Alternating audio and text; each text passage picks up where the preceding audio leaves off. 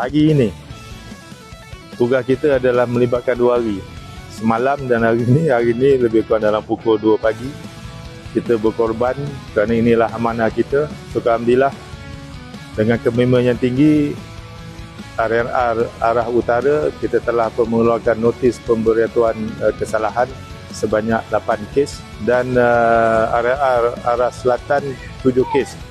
Jumlah keseluruhan adalah sebanyak 15 kes.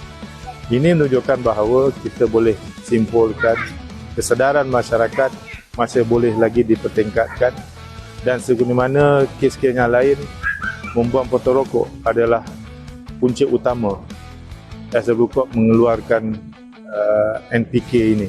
Jadi diharapkan masyarakat sila laksana.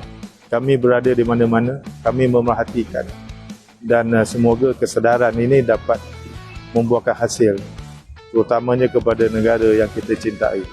Saya juga ingin mengambil kesempatan dengan rakan-rakan Negeri Sembilan ingin mengucapkan selamat Hari Raya, pulang ke destinasi masing-masing, didoakan berada dalam lindungan Allah SWT. Terima kasih.